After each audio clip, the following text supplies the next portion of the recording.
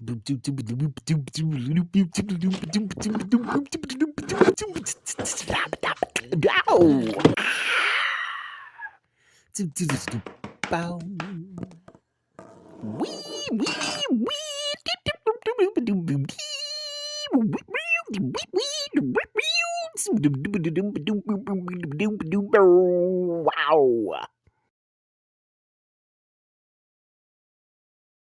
Well, way to actually do a video without actually doing the thing that you said you were going to do the video about. What's up, everybody? Michael Stevenson here. So, I'm a writer, independent author, etc., etc. In one of my last videos on the entertainment industry where they are striking, the Writers Guild is striking, the Actors Guild striking, I talked about how these three things that they might want to look out for because these three things might potentially extend the strike, at least the SAG strike.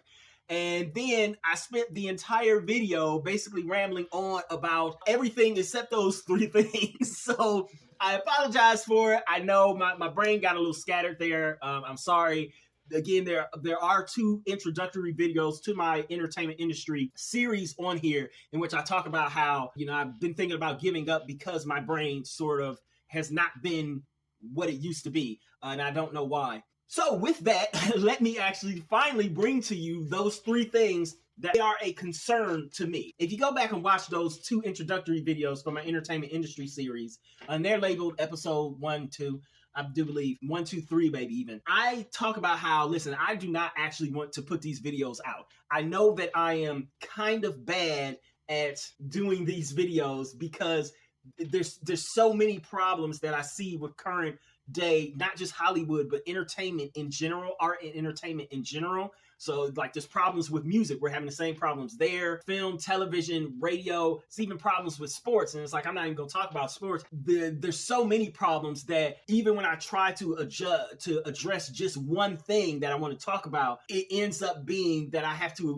feel like I have to address a second thing and a third thing because they all relate to that one thing. And then, of course, my videos become super long.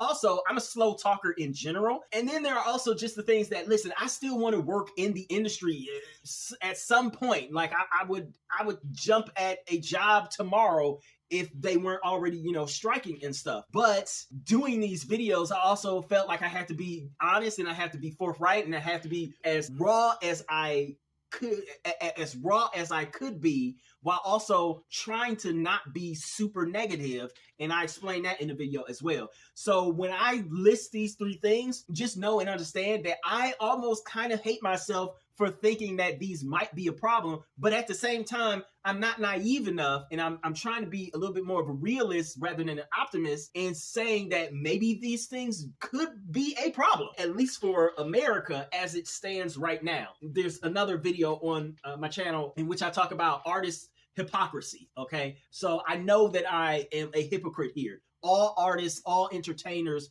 technically are, and I go into a discussion on, I go into a monologue on why that is in another video. But with that being said, these are the three things that I'm like, I'm seriously giving them the side eye. And the first two things are sort of kind of related to each other. They are built off of each other. So the first thing is foreign films. Don't get me wrong. I absolutely love foreign films.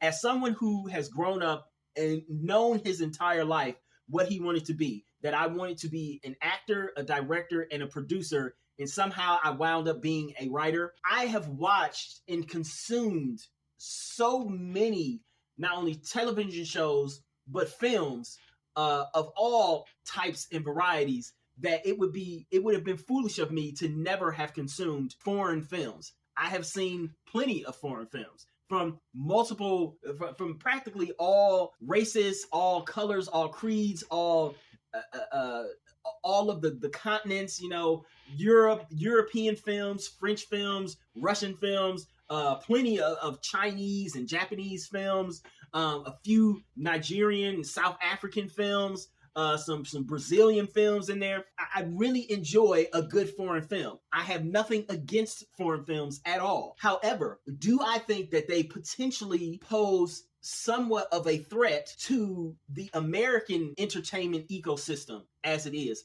Yes, I do. And the reason why is this, is that, again, back when Netflix finally decided to live up to its name and say, okay, we're going to go from the DVDs, which, as an aside, just the fact that they're just now ending the DVD service, which I had no idea they still had. If I knew that they still had the DVD service, I probably would have been ordering the DVDs from Netflix, because there are so many things that I have wanted to see, but I was like, no, I can't get it because it's either on Netflix or it has not come on some of the premium channels, right, that I get through my cable, or it just wasn't on other streamers. When Netflix finally decided, we're going to live up to our name and we're going to show movies across the internet and we're going to stream stuff. One of the things that they did immediately is that they started to court a lot of foreign film makers and distributors. And now when you look on there, and mind you, I don't have Netflix. I have never had Netflix.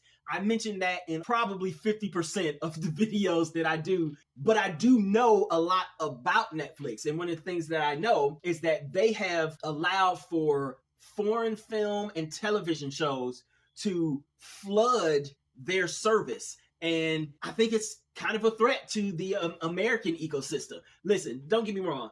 As I said, I love foreign films and I love all entertainment. Every story probably has a place out there, an audience for it. But it does concern me, especially with the strike going for both SAG and WGA, it does concern me right now that one of the premier streaming services has so much content from foreign productions, foreign made stuff. One of their highest rated shows of all time was I just had the name. Squid Game, foreign made, right? Like, did Netflix say, we're gonna, did they go over there and say, okay, we're gonna fund this show for you? I don't even know if they did that. I feel like the show was potentially already in production, or maybe even fully made, when Netflix was like, oh yeah, we'll buy it and we'll distribute it on our streamer. Foreign show, one of the biggest shows all time for Netflix. All the actors and actresses on it are foreign, from what I can glean. American audiences absolutely love it. No Americans had to be employed to make it. Didn't have to be SAG-AFTRA members. Didn't have to be WGA members. Didn't have to be DGA members. Didn't have to have any of those memberships that we in this country have to make sure that the productions in this country are covered by a union. Skipped over all of it, paid for a prepackaged thing, and was like, yeah, we're going to put it on here and we're going to make a ton of money. I can understand some of the complaints that some of you are lobbing at me right now. Like, oh, well, America exports all their stuff, right? And, Americans try to export stuff to China. Chinese don't benefit from that. Americans try to export stuff to Europe. Europeans don't benefit from that. They're trying to export their stuff to Australia, to South America. They export their stuff everywhere, and those countries don't benefit from that. Why should that be such a big problem? Like I said, I understand that, but I also have to understand that, listen, Hollywood for a very long time was the center of entertainment, and they made rules that other countries decided, okay, maybe we are going to follow those rules because we want to be in line with Hollywood. Now, though, not only do you not have to follow Hollywood's rules, but you can make a product, and we have no idea how they're potentially treating the people over there in the foreign countries when they make this product. Ship it over to America. The American streaming company can make a crap ton of money, or studio can make a crap ton of money, and then they send some of that money back to the country. It's the same thing that people have been talking about for years with offshoring and outsourcing things and stuff not being made in the country where it's being sold the most. I'm for immigration. I'm for a certain level of globalization, but I'm also against a certain kind of globalization because, one, it potentially is bad for the workers, and two, it's potentially bad for the ecosystem, for the planet, right? I just don't know if all these foreign films and television shows that we're welcoming in with open arms, I don't know how they're ultimately going to affect the Hollywood economy as a whole, which is why I'm saying that that's one of the things that could potentially extend the strike. Netflix could potentially ignore them for years. Never have to negotiate with them and just keep buying foreign stuff that's made with completely different union sets, all that stuff. The people you never seen, made in different languages, et cetera, they wouldn't even have, for a lot of the stuff, they probably wouldn't even have to pay for dubbing or any of that. They just keep buying that stuff, putting it onto the streamer, and they would survive that way. That is a concern to me. The second thing, to piggyback off of the influx of foreign films flooding the markets, especially for these streamers, and keeping them afloat, keeping them alive, keeping them essentially financially solvent so that they don't have to feel the pain of a strike from either the WGA or SAG, foreign actors and actresses. The USA being what it has always been considered to be a melting pot, even if that wasn't necessarily fully true, even if we have had more than our fair share of racial and ethnic problems, ethnocentrism, but I still think that welcoming in new people who both bring their own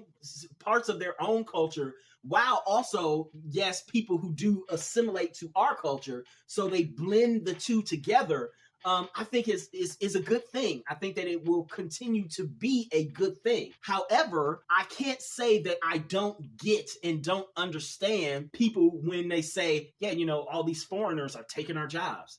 As I have said in a previous video, as a matter of fact, this video is not out yet, but and it might hit in a very controversial way. But in the video, basically, I say that our economy right now, the world economy, but especially the U.S. economy, is based off of two things. It's based off the historical economic treatment of artists and entertainers, as well as the historical treatment of slaves, specifically in the U.S. So it's based off of those two things. And in the video, I go through and I try to explain my point of what I mean in that. When people are saying that, yeah, we don't want as many foreigners because they're taking our jobs, that is essentially no more prevalent to me than in pretty much the dominant industries in California. You have farming, tech, Hollywood, and literally all three of them are very much so dominated by foreigners, foreign-born people, foreign-born immigrants right now at this point in time. Listen, I'll tell it to y'all like this. I know this is probably going to be like one of the first 1 or 2 videos that some of you see of my stuff, so I have to explain some things that I already explained in some of my introductory videos. But in one of my introductory videos, I say that I try to, unlike some other people, other channels, I try to separate my criticisms into different categories. And so one of the categories that I was going to do is race and how, you know, race relates to and in the industry.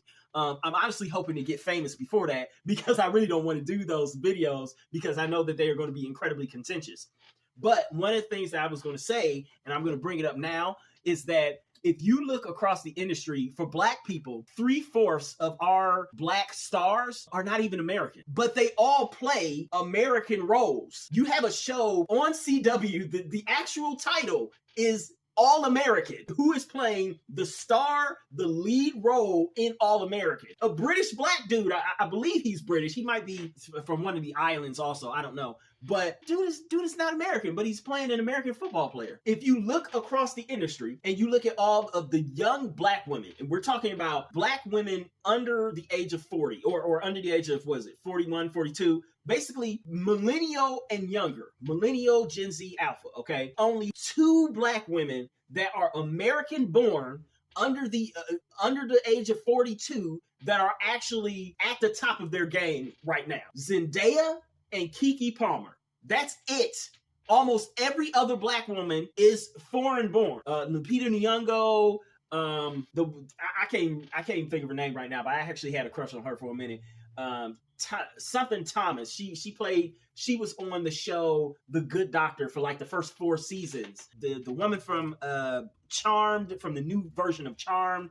I believe she's British. The woman who played Harriet in the Harriet Tubman biopic, the most recent one. Now, again, do I have a problem with it? No, not really. But also, I am concerned that there are so many foreign-born people playing American roles. It concerns me because, again, it's not just Black people that this is happening to. Obviously, there's plenty of other races, plenty of white people as well, who are being represented by foreigners. The fact that we've had not one, but weirdly enough, 2 foreign Spider-Men in a row is weird. Now, I know that, yes, it is a fictional character, but the fact that it's a fictional character is supposed to exist kind of in the real world. If he was in a town that was not New York, we didn't have a legitimate version of that town here in the real world, then I'd be like, yeah, okay, I understand it. You know, cast the foreigner, I don't care. Or even more to the point,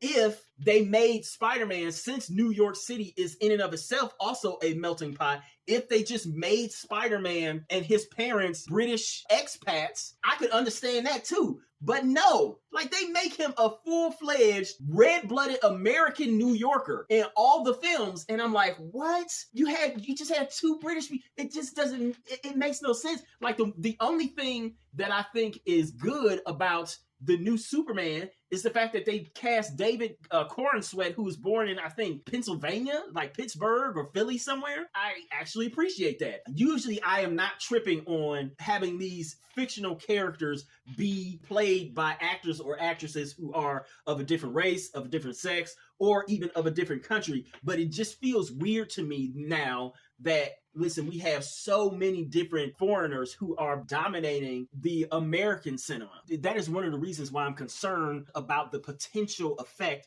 that they could have on both of these strikes. Because it's like, you know, these foreigners, they can go back to their own home countries and do films there. Most of them could. What sort of control would we have over that if Netflix just wanted to come in and buy that film or buy that TV show or whatever? It's like, you know, because who's going to call out Chris Hemsworth if he said, yeah, all right, you know, this whole SAG-AFTRA thing isn't working out for me right now. I'm going to go and film a Australian TV show for the next 7 years or whatever. Who's going to call him out and say, you can't do that. Hey, Australian, you can't film an Australian thing for Australia. Like, no, I wouldn't call him out for that. Go ahead, do it. This could potentially affect the sort of bargaining power that unions have. And I say that because, again, as I said, some of you probably don't know, but I studied business in school, business management. One of the things that we studied were past labor laws and negotiations and unions and things of that nature. And whenever you have a union where the car workers, the auto workers of America, it's like, okay, well, you the auto workers of America, you gonna go on strike? That's fine. We'll just start making all these cheap cars in Brazil, in Japan, or in Germany. The auto workers of that country, their power to negotiate is diminished, even though the workers of the other country, even though they're still getting their money, they're still getting whatever. It's not really good for anybody because it lowers everybody's standards. I'm concerned about that. Yeah. And then the third thing, I really hate myself for this one. I really, really do. Let me be very clear about this. I would actually, in some ways, hope that this is in my future because it is a stepping stone into the industry. But I would also be fine with, you know, just boom, going straight to the industry and becoming like this big thing. And it does happen sometimes. Let's keep it real. Most recently, you had Ice Spice, right? She just sort of, she's a rapper for those of you who don't know. Some of the older viewers probably don't know. And she just sort of kind of exploded onto the scene, just like all of a sudden. And now she's everywhere. She has a song with Taylor Swift, Karma. She's featured on that Taylor Swift song. She performed with Taylor Swift on one of Taylor Swift's Eras tour stops. Everything seems to be happening for her. It almost seems overnight. Same thing sort of happened for Harrison Ford, to where he was just irrelevant for a very long time. He was in maybe like 2 things before he got Star Wars, and then boom, Star Wars. And it's like, oh my God, he's this amazing star. Let's start putting him in other stuff. He started to get cast a lot more. I'm hoping that maybe that's my thing. But generally, a lot of people who are like me, they have to go the other route. And that is the indie route. Indies concern me because the effect that they will have on the bargaining power of the 2 unions, right? Well, we all know that in the industry, actors and actresses get a kind of street cred, I guess you can say, from doing indies, from doing independent films outside of the traditional studio system. These films are oftentimes, they are lower budget. than the fair normal production company fare. You have super hungry, super driven filmmakers, writers, directors, even other independent actors and actresses who work on these things, and they do it partially just for the love of doing it. But yeah, there's almost like a 50-50 balance between doing it just for the love of doing it and doing it in hopes that it will blow up and become this super huge thing and propel them to stardom. And so it's a lot of people who go to indies to do one of those things, to either have it propel them to stardom, or if they're already an established star or celebrity, to have it propel them to some sort of award-winning status. So that's what indies have been for a very long time. But recently, because of the whole streaming wars and because of all these different streaming services that we have out there now, and because a lot of them are free, I think we now have more free streaming services than we do pay streaming services. Independent films in and of themselves, in my opinion, started to somewhat suffer. It used to be that you could watch an independent film, and I would say it was almost a 60-40 split, with 60% of the time they would probably be pretty good, and then 40% of the time it's like, yeah, this ain't hitting on nothing. I think that number has dropped now. I want to say that maybe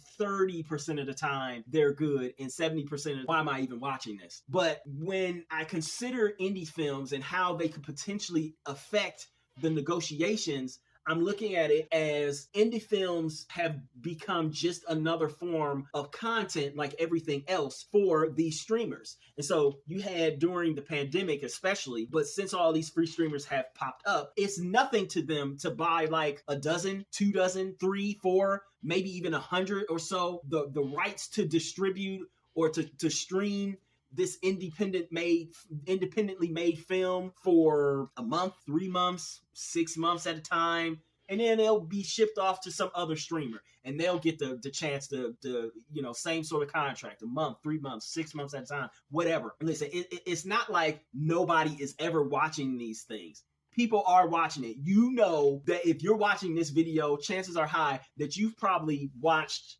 maybe in a regular month, you would probably watch, and this is a lowball figure, you probably watch maybe 5, 6, 7, maybe even 10 independently made films. Films you never heard of, you never saw any marketing for. Then when you turn them on, maybe it has one recognizable star. Bruce Willis is probably in it. let's keep it real fresh and funky. The credits start, the opening credits start, and you don't see a recognizable production company or studio attached to that thing. It'll be something like Red Mandolin is the production company. You're like, I've never heard of them. Who are they? You wouldn't even bother to look them up online, because you're like, nah, I know this movie is probably going to be bad, but I'm still sit through it because, it's Bruce Willis, so why not? And I have some time to kill because, as always, there's never anything on to watch. I used way too many quotes there, I know.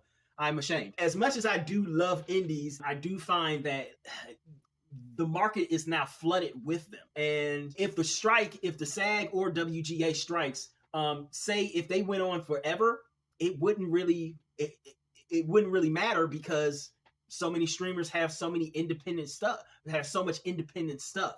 Independents are always looking to sell their stuff. They're always looking for viewers. I can turn on Tubi, Freevee, Plex. I could turn on any of those free streamers right now and probably sit through 1,000 movies. I mean, I'd probably die by the time that I was done watching them, just sitting there and watching 1,000 movies back to back. But there's potential for none of them to have any sort of stars or recognizable celebrities in them at all. And I would just sit and I was like, yeah, that's okay. Yeah, that was okay. Yeah, that was all right. Yeah, I guess that was a pretty good movie. And just keep going through over and over and over again. Mostly also because some of the studio fare that's being put out is almost no different in quality to the independent films. And so it's just like, well, if the strikes went on forever, I could just watch independent films forever and not feel as if, oh God, I'm super missing out on something because the studios, the way that they make their films is so much better. It's like some of those have come down in quality drastically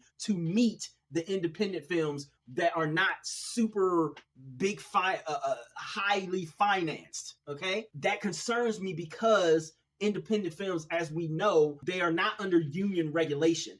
And in the last decade or so, we have had some independent films which were shooting in various places around not just the US, but around the world, in which people have died, they've been seriously injured. Sometimes you can run into some guerrilla filmmaking. The story that comes to mind is the story of that female camera operator, not Helena Hutchins. Okay, she was a cinematographer. The other woman who was trying to steal the shot on the train tracks. For those of you who don't know or who didn't hear about it, there was this other young woman who they were filming an independent film. They did not have the authority nor the permits to film on or even around this train track. But the director, and I think he was the director, producer, writer, right?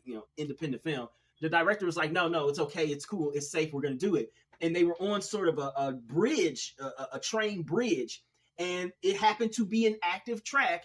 And a train came and they couldn't get off the bridge fast enough. So the camera operator ultimately got hit and killed by the train. It was a pretty big thing. And I want to say that wasn't even a full decade ago. But it was a pretty big thing that happened. And they started talking about set safety back then. Talk all you want to until you're blue in the face about set safety when it comes to union-sponsored productions. Not sponsored, what's the other word? It usually has union people on it. The union sets rules and standards and regulations for, listen, this is how you have to treat your actors. This is how you have to treat your writers. This is how you have to treat your directors. This is how you have to treat your producers. You can't have them doing super unsafe things. You have to have these safety protocols measured. You have to have a medic on set. You have to have this. You have to have that. They have to be able to work certain hours. They have to be able to take lunch breaks. They have to be able to take this, take that, all of this stuff. Standards, which independent films, they have none of that. None of it.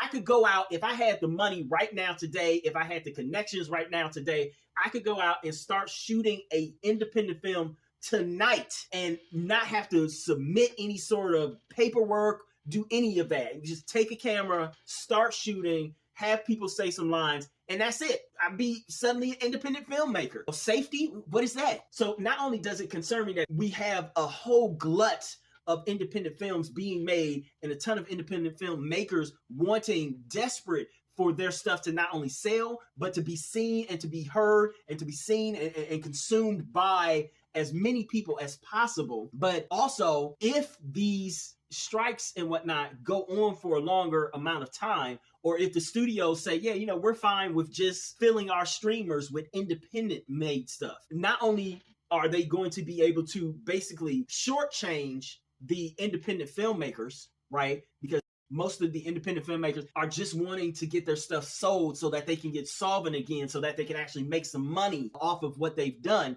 And so they'll sell it pennies on the dollar. Like, oh, please, for the love of God, I just want to get my stuff out there. Sell it for pennies on the dollar. Like, oh, this movie cost me so much money to make. Oh, we're gonna not even pay you that much. We're gonna pay you only on the back end. We're going to pay you 1% of the profits, and then we're gonna use Hollywood math to say that we never even had any profits. Movie could have made. I go back to the I think it was Oren Peli. I'm not sure, but he was I want to say he was the director, writer, producer for that movie Paranormal Activity. Came out the same year as Avatar back in 2009. Became a super massive horror film hit. I thought it was just okay myself. It was in the same vein of Blair Witch. It was a sort of home video, found footage kind of a horror film. Supposedly he made that movie for like $100,000. Sold it to Universal, Paramount, maybe. I'm not sure who he sold it to. It went on to be one of the highest grossing films of all time with one of the lowest budgets ever made. So it made a ton of money. It was making millions and millions and millions of dollars. And most of that went to the studio. How much did he get? I really don't know. I have no idea. To go back to the foreign film and foreign television thing, Squid Game. Netflix picked up Squid Game and was like, yeah, we're going to distribute it on our service. And everybody was talking about how, the Squid Game in and of itself alone made hundreds of millions, maybe even $1 billion for Netflix alone. Just that one thing. And people were interviewing the creator, director. He was talking about how broke he was, how desperate he was when he was writing it. and how he had to supposedly sell his laptop, all this stuff. And then they say, oh, wow, so, you must be rolling in money. He's like, no. Why would you think I was rolling in money? Your show made hundreds of millions of dollars, maybe even $1 billion. Yeah, okay, but I had to sell the rights to it for pennies on the dollar. So yeah, I'm doing okay, but I'm not, I'm not out here balling, right? Like, I'm not out here balling like I'm Rick Ross or somebody. He made modest money compared to what his project, something that he himself came up with from his mind and suffered through to get it made. He made a modest amount of money compared to what the project overall made. When you look at the studios, why would the studios not want to do that? It's concerning that they potentially would continue to do that, because there's still a ton of independent films out there, and they're sitting there probably on shelves waiting for people to see them, to be watched, waiting to be sold. Oh, you guys want to go on strike? All you professional actors and actresses who are part of the union, y'all want to go on strike? Okay, we'll just buy 1,000 independent films and we'll put those on our streamers, and we'll still make money because we will make sure that those things have really nice looking posters, and maybe our marketing department will rewrite some of the descriptions for the movies so that they sound really cool. And then people will start watching them, and it's like, oh, wow, this looks super low budget. But you know what? I'm going to still watch it anyway, because what else is on? Because, is it studio fair? Is it independent? It doesn't really matter at this point. They're all the same. They're all equally bad. So why not watch this independent film, which Warner Brothers or Netflix or Disney or whoever, they paid some dude, they paid him $1 million, and now they're making $500 million off of it.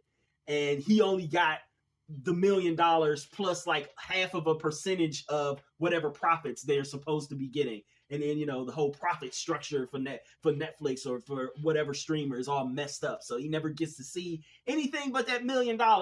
And more than half of that he had to pay in taxes. And then like another 200,000 of that he had to pay to the vendors. But everybody now, because he has this big project, think he's rich, and he's not. He still got bills, and he still got other things that he has to take care of. And yeah, we got some actors and some writers out there striking, but we're going to do that exact same thing again to the next independent filmmaker because they are so hungry. It concerns me.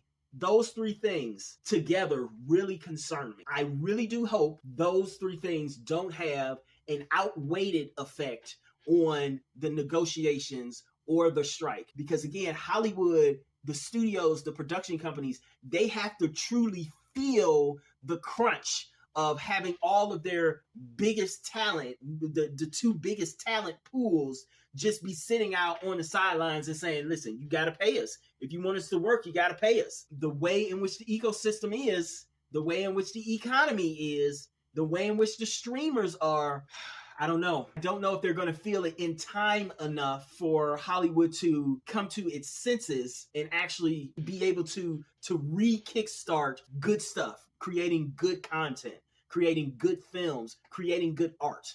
So those are my concerns.